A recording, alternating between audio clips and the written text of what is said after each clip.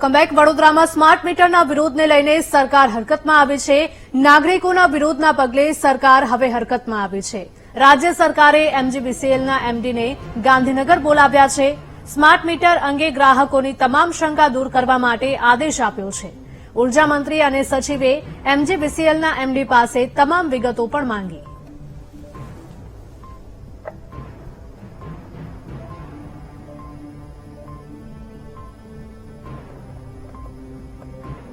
તો વડોદરામાં સ્માર્ટ મીટરના વિરોધને લઈને સરકાર હવે હરકતમાં આવી છે।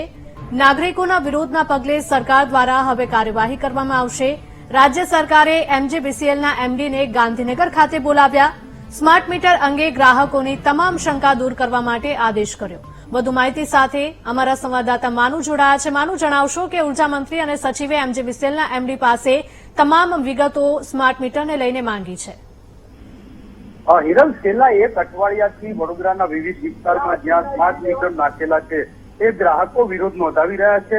ગરમીનો પારો જેમ વધી રહ્યો છે એમ ગ્રાહકોનો પણ ગરમીનો પારો ઉપર જઈ રહ્યો છે, કારણ કે જે રીતે બિલ આવી રહ્યું છે, નાણાં કપાઈ રહ્યા છે સ્માર્ટ મીટરમાં, તેને લઈને લોકો વિરોધ કરી રહ્યા છે। આ વિરોધના પગલે જ હવે સરકાર પણ હરકતમાં આવી છે।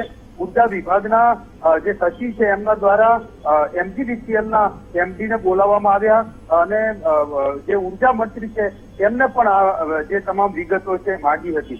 રાજ્ય સરકારે એમજીવીસીએલના એમડીને ગાંધીનગર બોલાવી અને ગ્રાહકોના સ્માર્ટ મીટર સામેના તમામ સંશયો દૂર કરવા માટે, કારણ કે જે અનેક પ્રશ્નો ઉભા થઈ રહ્યા છે, બેલેન્સ કરાવે છે તો પણ બેલેન્સ કપાઈ જાય છે, અગાઉનું બિલ બાકી છે એનું બેલેન્સ કપાઈ જાય છે, તરત જ ડિસ્કનેક્ટ થઈ જાય છે, આવી અનેક સમસ્યાઓ છે।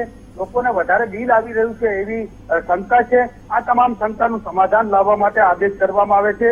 ઉર્જા મંત્રી અને ઉર્જા સચિવે એમજીવીસીએલના એમડી સાથે આ તમામ વિગતો મેળવી છે અને વહેલી તકે આનું નિરાકરણ લાવવામાં આવે એવા પણ આદેશ કરવામાં આવ્યા છે।